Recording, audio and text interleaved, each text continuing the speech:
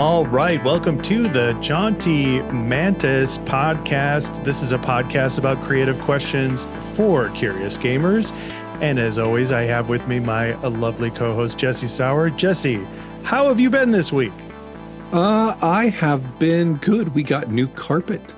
Oh, new carpet. Does it have that new carpet smell? It does have that new carpet smell. I love that new doesn't carpet smell like smell. dog pee upstairs anymore, and I'm very excited about that.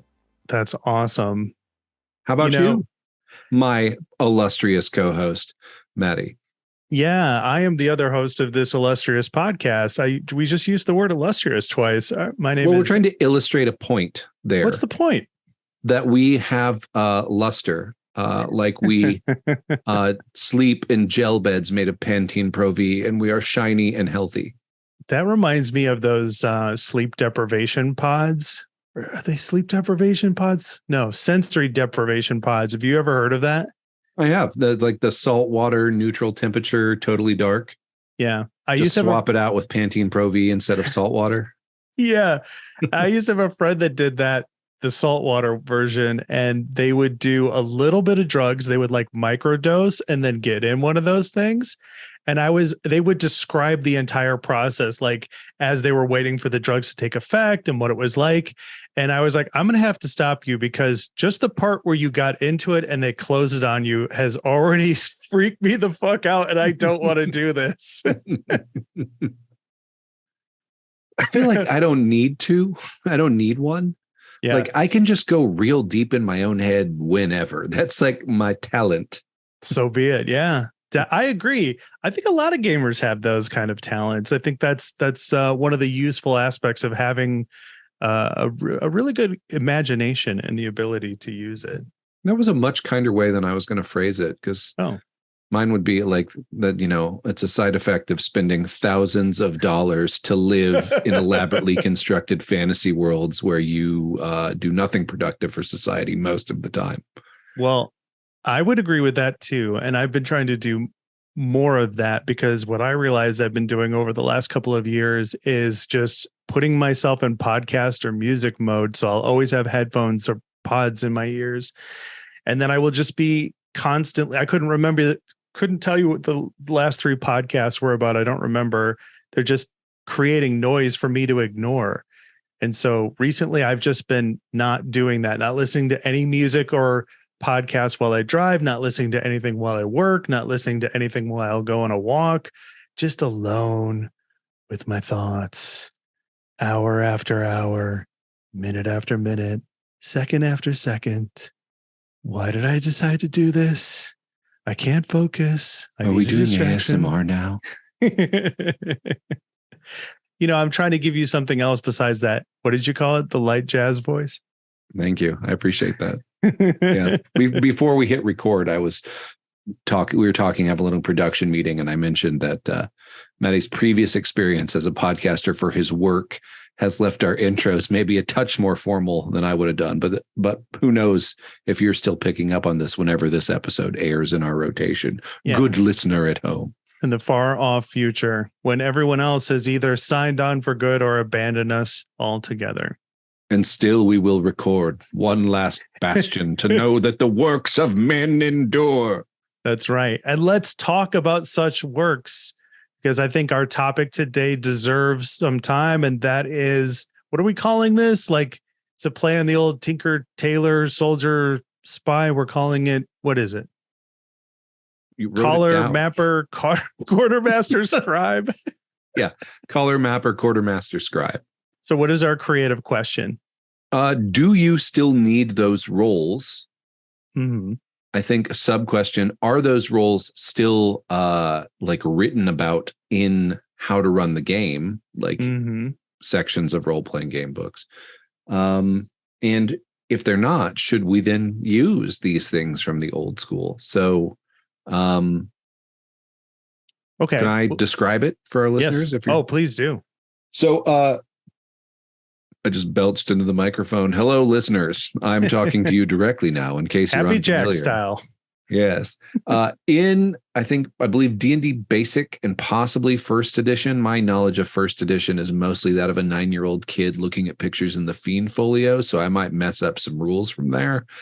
But there was an official section in the rules about player roles and responsibilities. And one of those was the caller, the intention being that I think back then people would play with groups of 8, 9, 10 players.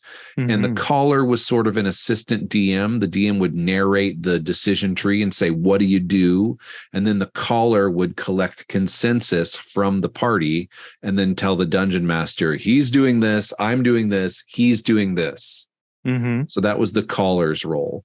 And the mapper was the one who was having to create their own version of the map from the description of the dungeon master, which could be useful if you had to exfiltrate the dungeon. Because there's a very different play cycle in the game this was designed for, with like there are combat turns, but there's also a dungeon turn of 10 minutes that has to do with random encounters and the possibility of torches going out. And it's a really to me, it's a fun, if you can get out of your head with the rules, sort of survival horror way to play role-playing games. And it's something the OSR has brought roaring back to life for a lot of people. Cool. What about the Quartermaster? I think we just made that up to make the Tinker Tailor Soldier smile. I mean, unofficially, it's the person. There's always a person in the group who writes the loot down, and hopefully they're honest. Mm-hmm. And then Scribe is the note taker who, at the risk of getting into Twitter or a TikTok meme about the gamer types, Scribe would be the person who records. You are serving as the Scribe for one of our games right now. I am. Yeah. And I don't like it, and I don't want to do it. And I don't think anybody else does. But I do want to mention that all 4 of these roles were used in my original, second edition game back when I was a kid. We definitely used these roles. You had a caller because the DM needed one voice in certain situations, because otherwise people were sitting there going, I don't know what to do. What do you guys do? Fireball? Should we just throw a fireball? What we do? So in my old group, the caller was more of the leader, and they could make split-second decisions for the party. And if any of us ever had a problem with that, then we would have like a committee meeting inside of the dungeon, which was always hilarious. But that rarely ever happened. The mapper, it was a part of our game that you needed to get things done right in the mapping area in order to not get lost in the dungeon. That was a very real problem that could happen. The DMs of yesterday used to make these elaborate, dungeon crawls with like every hallway was a multi-sectioned, left, right, continue kind of scenario. Like it was madness. The Quartermaster, we always made sure that the person who wasn't the thief was the Quartermaster, because of course the thief could never be trusted. Yeah, you can't trust them at all. Yeah, we usually made the paladin or the cleric be the Quartermaster. And then the Scribe, we definitely had it just so we could keep track every week. I'm the Scribe, as we mentioned, for one of our current games, but we're running 2 different campaigns and 2 different systems. And I'm scribing for a 5e game, and we kind of need the Scribe because we alternate weeks for these games. So of course nobody's going to remember what happened, but I don't even know if we need the Scribe at all. If the DM is willing to just put together some notes on, this is what we did, this is what happened, small paragraph, that's probably good enough. What do you think? Yeah, I mean, and that's a thing that I just did after our session of the game I run last night, the Age of Sigmar Soulbound game. And I was sort of like, I'm mad that I have to do this. But then, the other thing I'm thinking too is like, if I'm mad that I have to do this, maybe the complexity of this investigation is a little much. Maybe I decide it's a super high fantasy world, and you're crazy, super powerful characters, and then they're like, and now you're investigating a crime. Like maybe that wasn't the fit for the. I came in late to this game because I took a brief break from the group because of my work schedule. And my question is, did we have a session 0 for your game? Was the nature of the game described to the group? And of course they agreed to it, right? Were you like, hey guys, I want to run a Age of Sigmar game. There's going to be intrigue. We're going to need a scribe to keep track of things. Like, I did not say that because I don't think at the time I had read that far in the adventure that I'm running. Gotcha. So it would have been helpful if I had. We did have a session 0 though, where everybody made their characters and kind of talked about the tone of the campaign and Anvil Guard and the place where it was and what I wanted to do and what a soul binding is. But and my question is, do you okay, so if you had somebody perfectly scribing that game, do you think it would be helping it every time we do it, every time we play? Yeah, because we're jumping into the next stage of the investigation and nobody remembers what the clue was from last time that prompted this. So they don't know what questions to ask. Yeah. Okay. I mean, I feel like your game. All right. So the difference between the two games is one of them is definitely a pointed intrigue game that has a few moving parts and important things to keep track of, and an overall plot that's moving in the background that the player characters are involved in. And then the other one, in which I am the scribe for, is a 5e game, and it's much more of a sandbox game. It's much more of a, we wandered over to this part of this coastal town and found out somebody needed us to, kill the rats in their basement. And then we found out those rats were actually, were rats. And that's the rest of the, couple sessions of play. So I would almost argue that because of the nature of the sandbox game, maybe we don't need a scribe in that game. And we do need a scribe in the Age of Sigmar game. Does the style of game suggest that? What do you think? Yeah, I would say that sandbox play that's very player driven probably doesn't need as much of a scribe.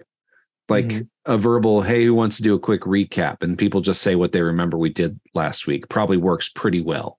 There's also a much, I think, less period of time passing in the 5e game that we're playing. For an investigation game like this, and I don't normally run investigation games, so this is getting some new chops. I think we do need a scribe. Yeah. One of the things too, running. Okay, I'm going to shift topics on Scribe if that's cool with you. Yeah, totally. Mapper. Mapper. I don't think people who started playing recently really do that by default or know that's a thing.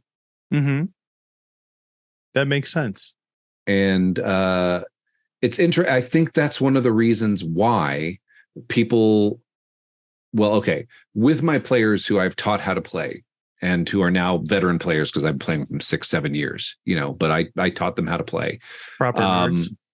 Or ran their first D&D games for them, or first game they played more than one session because somebody's boyfriend invited them to play or something. I don't know. I don't think they really care very much for dungeon crawl. And I think that's because they don't map. Interesting. They don't want to map. And when we've done things in dungeon crawl and 5e, I don't think it yields itself to that survival aspect of play, which now I'm not going to tell someone to be the mapper, but they're about to go into the dungeon below the moat house in the village of Hamlet, the first part of the Temple of Elemental Evil. Classic. They've just breached that part, and I've got a notebook and I'm tracking. It's fun. I'm tracking 10-minute exploration turns in the dungeon. And now that they're down in the part where sunlight doesn't reach, I'm like, and your light spell goes out. It's now pitch dark. Oh, well, we got to get out of here and get another torch. Okay. Well, you see these doors. But doesn't that essentially make the game better, or are we just biased because we're fucking grognards? I think it makes a dungeon crawl better. Okay. But for other style, like a node crawl or like an urban game. What's a node crawl? So a node crawl is like basically like it's a way to handle overland travel. I first read about it on the Alexandrian, Justin Alexander. George from Seinfeld. I get it. Yeah, no, not that guy. But yeah, the Alexandrian.net. I'll get it in the show notes for this one. It's basically like you have a choice of nodes in overland travel. Like it mirrors the dungeon, but it's a point of interest in a wilderness travel map. Okay. So you don't necessarily need a map, because if you visualize it, it's like there's a circle that's your starting point, and there's 2 lines going from that, and each one of those is a cool place you can go, a path you can follow. Okay. It's something I think you should definitely look up and steal for the railroad game you're writing. Oh, for sure. Yeah. And yeah, so that's a node crawl. And then sometimes the paths will intersect and you can have a little encounter there or something.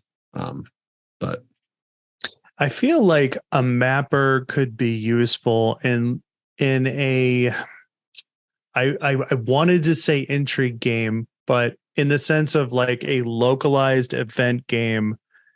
Like, let's say it's the governor's ball and somebody somebody's out to poison someone's drink or whatever the case may be, or the PCs, it's a heist game or something like that. I think in a localized vault or governor's mansion or whatever, I think a mapper could be useful in that context to denote like what area things are in, when people have moved to certain parts, what they're doing. Like, is that the same thing, or did I just invent a different role? No, I mean, like that's just like expanding what a map can be. A map is not just a drawing of a dungeon. A map is a map of relationships. A map is a map of time. Like a timeline is a map. I see. And yeah, that could be really helpful. What is a good game that I've seen this in? Knights Black Agents. Okay. Never heard of it. Okay. Have you heard of the gum? Have you heard of the gum? Why don't you just obsessively collect RPG books? Because we can't have the same thing on the podcast. Otherwise, we'd be the same person. Fine. I'll build the gestalt later. All right. So, are you familiar with the gumshoe system? I am familiar that it exists, but I am not familiar with a lot of how it works. Okay. High level overview of the gumshoe system. It is a system designed to do investigations. And the premise of that mechanically is that you always find the clue. Okay. What the clue is connected to, what more information is, that's where dice get in. And then you have like a set of attributes that you burn to make those rolls to get that additional information about the clue. But you always find the clue. It was designed in response to Call of Cthulhu being a percentile-based investigation system where somebody fails the roll and they don't find the clue, which may not be as much of a problem as people say it is. I've never played Call of Cthulhu. Knights Black Agents it uses the gumshoe system, but it's basically you are a Jason Bourne style secret agent who has been burned by your agency because you have discovered the terrible truth that vampires are real and and running the world. And so you and a bunch of other burned agents in the shadowy underworld of Europe are trying to take down the vampiric conspiracy while running from your former agencies. As you do. Yeah. And so it has a thing called the conspiramid. Okay. Which is I like this word. Of and it's pyramid shaped. So you've got like the local tier and then the city level tier, and they get smaller and they point up to the top. And so mechanically in that game, when you are making like rolls or spending your traits to get more information, if you discover the connection in the conspiramid, how that's mapped out, you get a mechanical bonus to the roll when, investigating from one to another. And so, yeah, it's a really cool idea, I think, to map a conspiracy. Yeah, that is a great idea. Wow. Okay.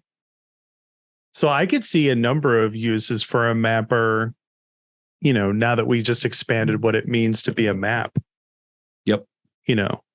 What about the caller? Having a unified voice for the party, you got 4 or 5 people staring back at you on Zoom and nobody knows what to say or do. And maybe one person understands that in those weird, dry moments, it's their job to propel the game forward and put a plan together. And yeah, the rest of the players could challenge that plan if they want to, but they're not going to. We've all been there. We've all been in groups where, you're tired, you've had a long week, or maybe you're just not into it, or maybe the game, is confusing you, or maybe you should have had a scribe. I don't know. But we've all had those moments where the GM is like, what do you guys want to do? And everybody's kind of just staring back at them being like, I don't know. I got nothing. Would it help to have like a designated caller, like for your Age of Sigmar game, for instance? Could we implement each one of these roles into that game? Would it help to have a designated leader who's like, I am going to come up with a plan of action and anybody can challenge me on it, but my job is to move this forward? Yeah, I think that would help. I don't know if that's necessarily the caller, though, because at least the way it was originally written, because the caller is then, a turn in dungeon exploration, the way rules as written for the caller, a turn is 10 minutes. And in that 10 minutes, each party member is going to do something different. Like they're not standing around. So the rogue's going to sneak down the hallway to the right. The elf's going to open the door in front, and the caller needs to get those and report it back to the DM, who then narrates what happens. And it leads to splitting the party. I think an official party leader for the soul binding would be very helpful in this game, but I don't know that it needs to be a caller. I think a caller in that sense is really only useful if you have like 8 or 9 players. Okay, so maybe we're modifying caller to be a leader. Yeah. Okay. Because the caller is a player role, not a character role. And all of these are player roles. Yeah, that's true. I guess I see the leader role being a player character role in the sense of, I don't know, sometimes I just feel like I need help, as a GM. Yeah. Or sometimes as a GM, when I play in other games, sometimes I have to hold back on like wanting to take the spotlight or stepping on other people's toes or helping out to a certain extent. And I guess I just envisioned this new leader role as more of like a DM assistant or a team captain, so to speak. Like, on a hockey team, they got the coach, they got the captain, they got the assistant captain. The captain's just a player on the team, right? He is this satellite point of leadership from the coach on the ice. So I'm wondering if that would be helpful. Yeah, it could be. Okay. I'm not against it. I think a game where we specifically stated from the start, I would love to see a game with the new gen of players, like you said, like in your group with people who they're proper nerds, but they didn't come up in an environment where they needed to do mapping. I wonder what would happen if we put a game in front of them and said, you will need the following things: a caller, mapper, quartermaster, and scribe. Right? Because the quartermaster, did we talk about that one yet? The quartermaster is the group inventory taker, right? Yeah. Like they record the treasure. Yeah. And it's not, it's not a super important thing, but it also, is there a point to this? I think this is just a mode of efficiency for the game, right? Like, yeah. And so I'm not saying it isn't useful, but there's not much to it. Like the quartermaster should know what everybody has on them and keeps track of the treasure. And then this is kind of where I deviate from this idea, because I'm the firm believer that if my character knows they're going into a dungeon, why wouldn't they take fucking torches with them? Right. So I'm not super into penalizing a group who, oh shit, I didn't bring torches, Like you were talking about that earlier when the daylight spell ends. Is that a situation where somebody should have gotten more torches? Yeah, but I think that's a mistake they make once. Gotcha. And then once they make that mistake, that's the thing they're paying attention to now. That's Right. another actually immersive element in the game of like how much time, how much light do we have left? Mm-hmm. It also works a lot better, I think, in older school games where not every character has dark vision. Yeah. Like, did I tell you about the way they do that in Black Hack? No. How did they do that in Black Hack? Okay, so Black Hack is an OSR style system that's basically a hack of basic, but for torches and ammo, they do a thing called a scarcity die. It's they also there's someone made a hack of Dark Sun for it that I thought was great just because of the scarcity die, and so it works like this. Say you're a ranger and you're a marksman ranger, right? You have a D6 for your arrows. And at the end of a combat or after you fire an arrow, you roll your scarcity die. If it rolls a 1, it steps down to a D4. Interesting. When you go back to town and buy more arrows, it might step up to a D8. But when you roll a 1 on your D4, you're out. Mm-hmm. So you don't have to track the finite measure. You can see it ticking down. And it makes it interesting, but they do the same thing for torches. A torch has a scarcity die, and so after a certain exploration turns, you roll your torch scarcity die to see if your torch gutters in the gathering darkness. And I just think that's cool. That's brilliant because yes, my character would take torches to a dungeon, but how does my character know how many torches to take? You play an old school game, you hire a torchbearer, you hire some dude at the inn, like the DM gets to make a funny idiot NPC, and his job is to stand there with a torch. Of course he is. Yeah. So a really cool way I saw that, by the way, that scarcity die system hacked is someone made a Cthulhu hack of the Black Hack, where it's the Cthulhu investigation. And so your resources are smokes for social encounters and flashlights for poking around in the files or in the library. But it works the same way. Oh, wow. When you run out, your investigation by that means is over. That's brilliant. What I thought you were going to say before you just explained it was that the scarcity dice was going to be used for sanity. Oh, that's better. But can you also, that? I mean, like how do you make, like, that's the thing that I loved when I saw the Dark Sun hack of this is how do you make the water thing meaningful without people record how many liters they're carrying? And I'm like, oh, that totally does it. God, I love Dark Sun. All right. Well, do we have anything else to say about our 4 roles? Are there any other roles? I mean, those are the ones that we used in my old second edition game, second edition. So I don't know what else there would be. Well, second edition. Can you think of any other roles? Second edition. No, I mean, I think that's it. I think if you had a takeaway, all right, listener at home, if you had a takeaway from this conversation, one, hey, try that scarcity die mechanic if you want something to be scarce and your players paying attention to it, because it's better than like recording the pounds of coins they're carrying or whatever. But yeah, give those rolls a try.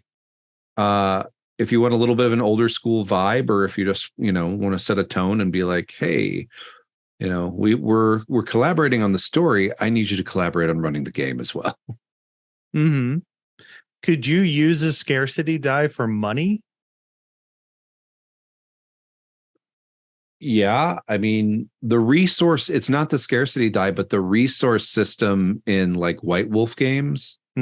So every trait in White Wolf is a number of dots, typically from 1 to 5. That's vampire, werewolf, exalted, whatever. And so basically if something costs resources 3 and you have resources 4, it is not a trouble to purchase it. You can sort of buy that all day because it's exponential in scale. But if something is resources 4, then you might step down your resources temporarily until you can earn more. But it's not a die mechanic. Could you then also use resources for like magic spells? Like a resource die for magic spells? Oh, that would be really interesting. Like you cast a certain level of spell, and then that demands a certain number of rolls on the scarcity die for magic. So lower spells, like with the equivalent of like a D20 3.50 level spell cantrip or a first level spell, those are like a 0 level spell is like no rolls, right? And like a first level spell is 1 roll, right? And then maybe you roll a number of times per the level of the spell, and then you just make sure it doesn't get ridiculous past like 5 or 6 rolls, right? Or you just have a scarcity based on kind of going off spell slots. You have a scarcity die for each level of spell. Oh, that's even better. Yeah. I like it's that. It's a little bit more to track, but like instead of like you can cast 4 first level spells, like your scarcity die is a D6. Your scarcity die for second level spells is a D4. I really like that. Yeah. Yeah, there's a D20 Modern has a wealth bonus system that I always used to look at that and be like, can I use this for magic spells? Like, can I make them, I think I tried to do this once and it didn't work. It just took too much time. But the idea was, if in the 3.5 players handbook, there is pricing for spell level according to scroll. So then we know what the cost is per spell. And then to use the wealth bonus mechanic from D20 Modern, then you would essentially purchase your spells, was the idea. But then when we actually tested it out once, it just took way too long. Yeah. That's the scarcity die simplifies it to the point of being almost an abstraction. And that's why it's great. Brilliant. All right. Well, listeners, if you can think of some interesting roles that you would think would work out in a D&D game or a other role-playing game, let us know. We're always looking for creative questions for curious gamers. So if you have that in mind, Jesse, how can they get in touch with us? Well, we have an email address now. Oh, yes. It's the Jaunty Mantis at gmail.com. Oh, perfect. Wait, is it the Jaunty Mantis or Jaunty Mantis? Just send it to both. Yeah. It'll get to us somehow. Yeah. We're also on Threads as Jaunty Mantis. And we are on X. God, it hurts me. It hurts me to say that we are on X as the Jaunty Mantis. And I peek at all those things semi-regularly. So those are great ways to get a hold of us. For sure. All right. Well, that's it for this episode of the Jaunty Mantis. For Maddie and Jesse, get out there and play some fucking role-playing games. Yeah, go play some fucking games. Throw some scarcity dice. Yeah, scarcity dice, fucking role-playing games.